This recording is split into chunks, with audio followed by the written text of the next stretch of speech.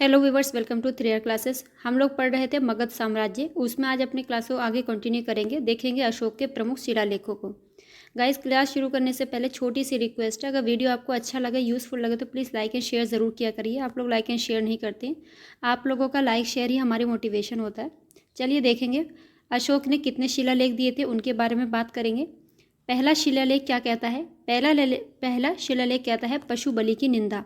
Question पूछा जाता है अशोक के किस शिलालेख में पशु बलि की निंदा की गई है, तो आपका राइट आंसर हो जाएगा पहला शिलालेख। पहला पृथक शिलालेख सभी मनुष्य मेरी संतान है, इसने ऐसा कहा है। आगे देखेंगे दूसरे शिलालेख में मनुष्य एवं पशु दोनों की चिकित्सा व्यवस्था तथा सीमांत राज्य जैसे कि चोल, पांडे, सत्यपुत, केरलपुत एवं सिलोन का उल्लेख किया है। गाइज, आप लोग इसका स्क्रीनशॉट रखिएगा और इसके छोटे छोटे नोट्स बना लीजिएगा, क्योंकि यहाँ से मैचिंग के लिए और डायरेक्ट भी क्वेश्चन बनते हैं। अगर आपको विश्वास नहीं है तो आप लोग क्वेश्चन ज़रूर लगाया करिए, फिर आपको इसका वैल्यू पता लगेगी। तीसरे शिलालेख में कहा गया है कि राजकीय अधिकारियों युक्त राज्यों एवं प्रादेशिक को हर 5वें वर्ष दौरे पर जाने का आदेश था। याद कैसे रखेंगे? तीसरा शिलालेख है, बस इतना लंबी चौड़ी बात याद नहीं रखना, ऐसे याद रख लीजिएगा। जो राजकीय अधिकारी थे उनको आदेश दिया गया था। आदेश क्या था वो आप लोग जानते ही सारे। युक्त राज्यों प्रादेशिकों को हर 5वें वर्ष अपने राज्य में दौरा करने का आदेश दिया गया था। चौथा शिलालेख इंपॉर्टेंट है, इसमें भेरी घोष की जगह पर दम्भ घोष की घोषणा की जाती है, ना कि व्याख्या की जाती है। राइट, फिर से देखिए, धम्म घोष की घोषणा और व्याख्या दोनों अलग चीज़ें हैं। चौथा शिलालेख में दम्भ घोष की घोषणा होती है। पांचवां शिलालेख जो है वो कहता है कि धम्म महामात्रों की नियुक्ति के विषय में जानकारी देता है। छठे शिलालेख में प्रजा के कार्य के लिए मुझे हर जगह सूचना दे सकते हैं, ऐसा अशोक के शिलालेख में कहा गया है। सातवां शिलालेख क्या कहता है? आत्मनियंत्रण तथा मस्तिष्क की शुद्धता का उपदेश इसमें दिया गया है। अशोक की तीर्थ यात्राओं के बारे में याद रखेंगे। 7वें और 8वें दोनों शिलालेखों में इसकी जो तीर्थ यात्राओं के बारे में वर्णन मिलता है। यहाँ पे लिखा नहीं है, फिर भी आपको 7वां और 8वां मिलेगा तो याद रखेंगे। 7वां आत्मनियंत्रण और 8वां है तीर्थ यात्राओं का उल्लेख है इसमें, लेकिन 7वें अभिलेख में भी इसके कहीं कहीं पर तीर्थ के बारे में बताया गया है। आगे देखेंगे, नवा शिलालेख कहता है सच्ची भेंट एवं सच्चे शिष्टाचार का उल्लेख यहाँ पर किया गया है। 10वां शिलालेख इंपॉर्टेंट है, देखिए धम्म के पालन का आदेश यहाँ पर किया गया है। धम्म की घोषणा कहाँ पर की गई थी? धम्म की घोषणा अभी हमने पढ़ा था, चौथे शिलालेख में धम्म की घोषणा होती है। धम्म का जो घोषणा होती है उसके पालन का उपदेश दिया जाता है 10वें शिलालेख में, और 11वें शिलालेख में उस धम्म की व्याख्या की गई है। ठीक है। 12वां शिलालेख इंपॉर्टेंट है, धार्मिक सहिष्णुता की नीति का उल्लेख करता है। और 13वां शिलालेख कहता है कलिंग युद्ध, मोस्ट इंपॉर्टेंट है। क्वेश्चन पूछा जाता है अशोक के कलिंग युद्ध का वर्णन इसके किस शिलालेख में मिलता है, तो आपका आंसर हो जाएगा 13वां शिलालेख। कब हुआ था? 261 ईसा पूर्व में यह हुआ था। पड़ोसी राजाओं का वर्णन और आठविक राज्यों का उल्लेख इसमें मिलता है। क्लियर है? आगे बात करेंगे इसके प्रांत और राजधानियाँ क्या क्या हैं। प्राच्य या प्रासी या पूर्वी प्रांत की राजधानी थी पाटलिपुत्र, ये क्वेश्चन पूछे जाते हैं। कलिंग प्रांत की राजधानी थी तोसली। अवंती की जगजाहिर आप लोग पहले से इसको जानते हो, बहुत पढ़ा होगा। उज्जैनी इसकी राजधानी थी। उदीच्य यानी उत्तरापथ तक्षशिला राजधानी थी, और दक्षिणापथ की राजधानी सुवर्णगिरी। काफ़ी बार ये क्वेश्चन पूछा हुआ है। फिर से एक बार देख लीजिएगा, प्राच्य प्रांत यानी पूर्वी प्रांत की राजधानी थी पाटलिपुत्र, कलिंग की राजधानी थी तोसली, अवंती की राजधानी उज्जैनी और उत्तरापथ की राजधानी तक्षशिला, दक्षिणापथ की राजधानी थी सुवर्णगिरी। इंपॉर्टेंट है, यहाँ से क्वेश्चन पूछे हुए हैं। मेगास्थनीज के अनुसार नगर का प्रशासन 6 समितियों में विभाजित था और प्रत्येक समिति में 5 सदस्य हुआ करते थे। याद रखेंगे, कितनी समितियाँ थीं? 6 समिति थी, और हर समिति के अंदर कितने सदस्य थे? 5 सदस्य थे। एग्रोनोमोई मार्ग निर्माण अधिकारी होता था। अर्थशास्त्र में गुप्तचर को गूढ़ पुरुष कहा गया है, और भ्रमणशील गुप्तचरों को संचरा तथा एक जगह रहने वाले गुप्तचरों को संस्था कहा जाता था। गाइस, जितनी ये शब्दावलियाँ आपको मिल रही है ना, इसको ध्यान से देखिएगा, यहाँ से स्टेटमेंट के रूप में क्वेश्चन पूछे जाते हैं। पूछ लेगा आपको एग्रोनोमई क्या है, तो ये मार्ग निर्माण अधिकारी होता था। अर्थशास्त्र में गुप्तचर को गूढ़ पुरुष कहा गया है। भ्रमणशील गुप्तचरों को संचरा, और जो एक जगह रहकर अपने गुप्तचर वाले काम करते थे उनको संस्था कहा जाता था। न्यायालय 2 प्रकार के थे, कौन से थे? धर्मस्थी यानी दीवानी न्यायालय, और कंटक शोधन जिनको कहते थे फौजदारी न्यायालय थे। आगे बात करेंगे, सरकारी भूमि सीता कहलाती थी। ये तो 2500 बार क्वेश्चन पूछा हुआ होगा, याद रखेंगे। अगर आपको क्वेश्चन पूछ ले सीता क्या थी, तो याद रखेंगे सरकारी भूमि सीता कहलाती थी। बिना वर्षा के उपजाऊ भूमि अदेव मात्रक कहलाती थी। राजकीय भूमि की व्यवस्था करने वाला प्रधान सीता अध्यक्ष कहलाता था। सरकारी भूमि सीता और उसका जो अधिकारी होता था उसकी व्यवस्था करने वाला वो सीता अध्यक्ष कहलाता था। राज्यों की युक्त प्रादेशिक धम महामात्र स्त्रीध्यक्ष और ब्रज भूमि मौर्य काल के प्रमुख प्रशासनिक पदाधिकारी थे। शासन की सुविधा के लिए केंद्रीय प्रशासन अनेक भागों में बटा हुआ था जिसे तीर्थ कहा जाता था। अर्थशास्त्र में 18 तीर्थ और 26 अध्यक्षों का उल्लेख मिलता है। क्वेश्चन ध्यान से पढ़िएगा, क्वेश्चन पूछ लिया जाता है अर्थशास्त्र क्या है बताइएगा। कौटिल्य ने लिखा था इसको। अर्थशास्त्र क्या है, राजनीति से संबंधित है कि अर्थव्यवस्था से संबंधित है? आप लोग बताएंगे। पिछली क्लासेस में हम लोगों ने पढ़ा है। अगर आपने वो वीडियोस नहीं देखे जाकर ज़रूर देखिएगा, आपको बहुत हेल्प मिलेगी, विश्वास करिएगा। मेगस्थनीज ने भारतीय समाज को 7 वर्गों में विभाजित किया है। सैनिक, निरीक्षक, दार्शनिक, अहीर, किसान, कारीगर एवं सभासद। अर्थशास्त्र में वर्णित प्रमुख तीर्थ और उनके अध्यक्ष क्या है, यहाँ से क्वेश्चन पूछा जाता है। आपसे क्वेश्चन बनता है धर्म एवं दान विभाग का प्रधान क्या कहलाता था? तो राइट आंसर आज आपका हो जाएगा ये पुरोहित। और युवराज किसको कहा जाता था? सेना का पुत्र युवराज कहला जाता था। आपको ये कम दिया जाता है, इधर से क्वेश्चन काफ़ी पूछे जाते हैं। सेनापति को सैन्य विभाग का प्रधान नाम से पता चल जाएगा। समाहर्ता बहुत बार क्वेश्चन पूछा गया है। ये समाहर्ता क्या है तो याद रखेंगे, जो आय का संग्रह करता होता था उसको समाहर्ता कहा जाता था। सन्निधाता राजकीय कोष का अध्यक्ष। लक्षणाध्यक्ष मुद्रा जारी करना। आकाराध्यक्ष नाम से पता चल जाएगा, आकाराध्यक्ष मतलब खानों का अध्यक्ष कहलाता था आकाराध्यक्ष। प्रदेष्टा फौजदारी न्यायालय का न्यायाधीश यानी कमिश्नर।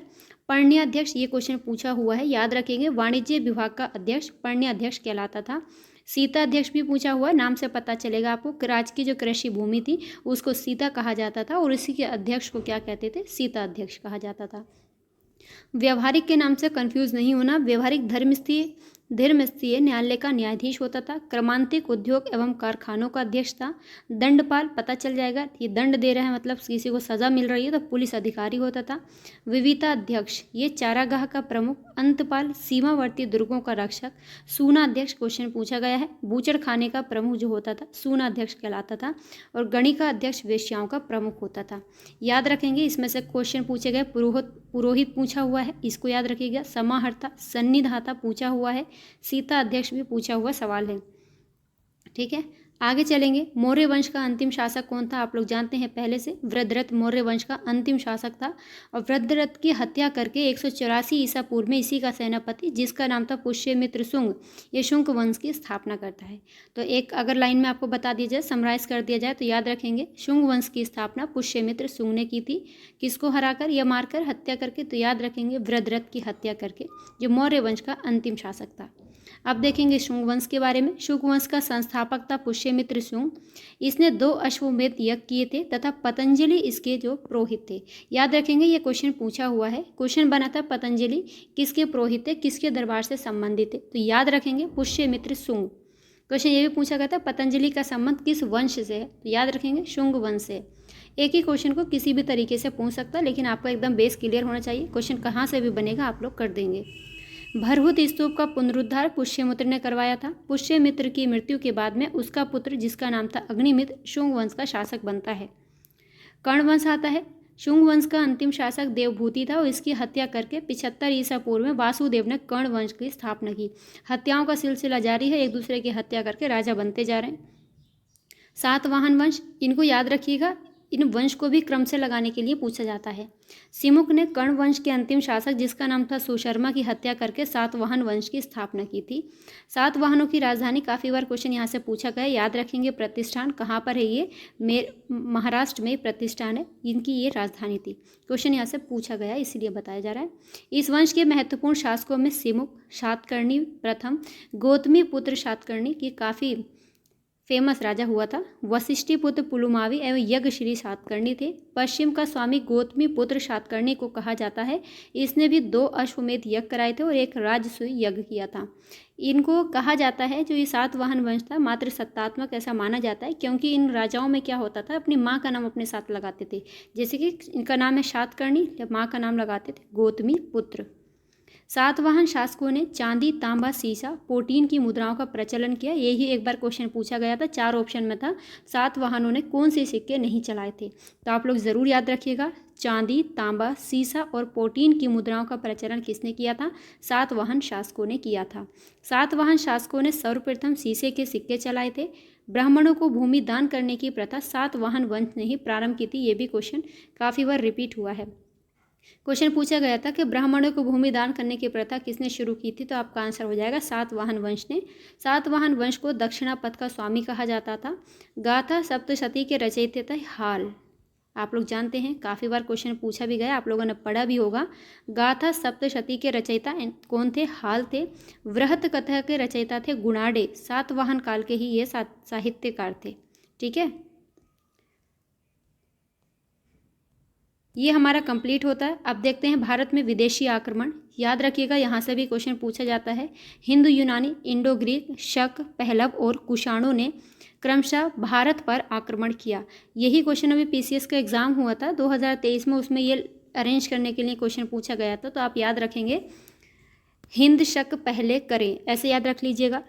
हिंद शक पहले करें, तो हिंद से हिंद यूनानी, शक करें से शक संवत, ये सॉरी शक, और पहलव पहले से पहलव, और करें से कुषाण वंश। याद रखिएगा, इनका क्वेश्चन पूछा गया है और अक्सर ये एग्जाम में आप लोगों को देखने मिल जाएगा। बड़ा कन्फ्यूज़न होता है, कभी शक और पहलव में ही कन्फ्यूज़न होता रहता है। तो हिंद शक पहले करें, हिंद यूनानी, इंडो ग्रीक, शक, पहलव और कुषाण, इन्होंने भारत पर क्या किया था? आक्रमण किया था। ये इनका क्रम है। भारत पर सर्वप्रथम डेमेट्रियस ने आक्रमण किया था। इसने शाकल को अपनी राजधानी बनाया था।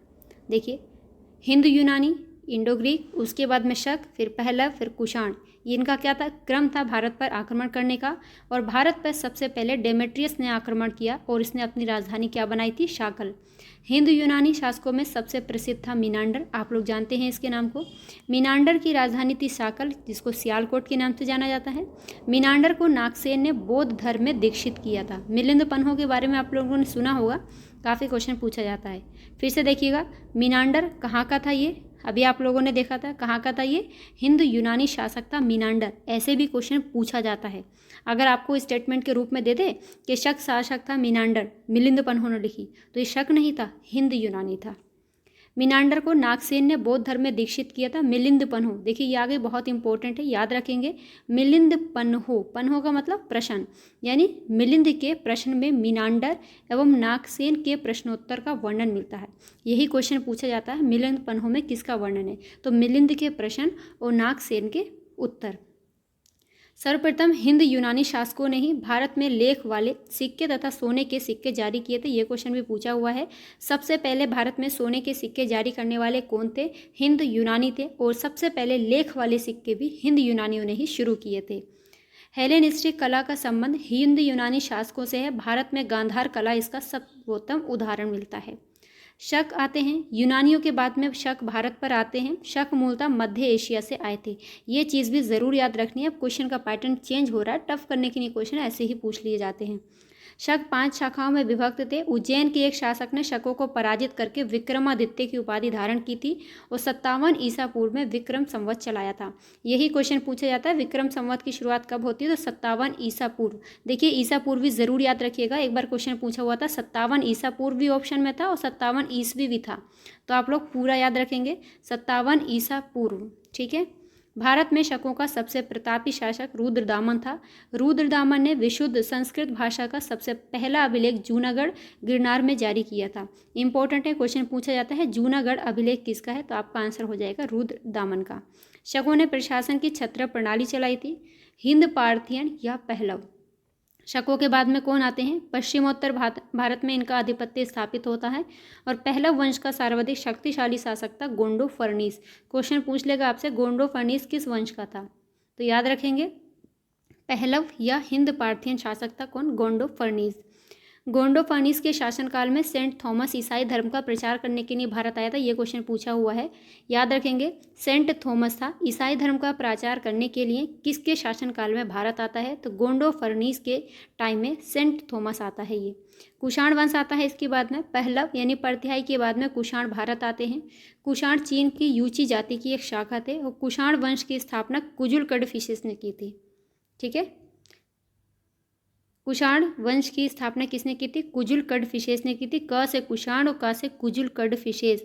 देखिए जब आपको ये पूछा जाएगा कुषाण वंश की स्थापना किसने की थी, आपको कुजुल कडफिसेस, विम कडफिसेस और कनिष्क, इनका तीनों के नाम देखने को ज़्यादा मिलते हैं। क से कुषाण और क से कुजुल। विम और कडफिसेस में काफ़ी कन्फ्यूजन होता है, याद रखेंगे। कुषाण शासकों में विम कडफिसेस ने सर्वप्रथम सोने के सिक्के जारी किए थे। ये क्वेश्चन भी पूछा गया है कि कुषाण शासकों में से किसने सोने के सिक्के जारी किए थे, तो आपका आंसर हो जाएगा विम कडफिसेस। कुषाण कनिष्क के साथ में नहीं जाना क्योंकि वो बहुत ज़्यादा प्रतापी शासक था। तो याद रखेंगे सिक्के जारी करने वाला कुषाण शासक कौन था? विम कडफिसेस था। विम कडफिसेस ने महेश्वर की उपाधि धारण की थी और उसके सिक्कों पर शिव, नंदी और त्रिशूल की आकृति मिलती है। इस वंश का सबसे प्रतापी शासक कनिष्क था। अभी मैंने बताया, इंपॉर्टेंट है, यहाँ से क्वेश्चन बनते हैं। कनिष्क की प्रथम राजधानी थी पुरुषपुर यानी पेशावर और दूसरी राजधानी थी इसकी मथुरा। कनिष्क ने संभवतः गद्दी पर बैठते समय 78 ईस्वी में शक संवत चलाया। गाइस यहाँ से क्वेश्चन पूछे जाते हैं। अभी मैंने बताया विक्रम संवत और शक संवत जब क्वेश्चन पूछा जाता है तो दोनों ऑप्शन में 78 ईस्वी और 57 ईसा पूर्व दोनों रहता है और कन्फ्यूज़न बहुत होता है। तो याद रखेंगे शक संवत 78 ईस्वी में है। ईस्वी भी ज़रूर याद रखिएगा, यही क्वेश्चन पूछा हुआ था, ईस्वी और ईसा पूर्व, इसी में कन्फ्यूज़न। 78 तो रट के बैठे, ईसा और ईस्वी पूर्व में कन्फ्यूज़न हो जाता है। तो 78 ईस्वी शक संवत और 57 ईसा पूर्व विक्रम संवत। ये बौद्ध धर्म के महायान संप्रदाय का अनुयायी था। क्वेश्चन पूछा जाता है ये कनिष्क जो था किस धर्म को मानता था, तो इम्पोर्टेंट है, ये बौद्ध धर्म का महायान शाखा को मानता था। कनिष्क का राजवेद कौन था? चरक। यहाँ से भी क्वेश्चन पूछा हुआ है। चरक संहिता चरक की प्रमुख रचना है। देखिए इस दोनों लाइनों से क्वेश्चन पूछा हुआ है। ये भी पूछा है कि चरक संहिता किसने लिखी थी, आप नाम से जान जाएंगे, चरक ने। क्वेश्चन पूछा गया था चरक किसके दरबार में था, तो चरक कनिष्क का राजवैद्य था। बौद्ध धर्म का विश्वकोश किसको कहा जाता है? महाविभाष सूत्र को कहा जाता है और इसके रचनाकार थे वसुमित्र। अश्वघोष कनिष्क का राजकवि था। इसने बुद्धचरित, सौंदर्यानंद, सारीपुत्र प्रकरण और सूत्रालंकार की रचना की थी। देखिए बुद्धचरित तो सबको याद रहता है, क्वेश्चन यहाँ से भी पूछा गया है और क्वेश्चन ये भी पूछा गया है, याद रखेंगे। अश्वघोष कनिष्क का राजकवि था। इसने बुद्धचरित, सौंदर्यानंद, सारीपुत्र प्रकरण और सूत्रालंकार की रचना की थी। कनिष्क के दरबार में आचार्य नागार्जुन, देखिए नागार्जुन नागसेन में कन्फ्यूजन होता है, याद रखेंगे। कनिष्क के दरबार में कौन थे?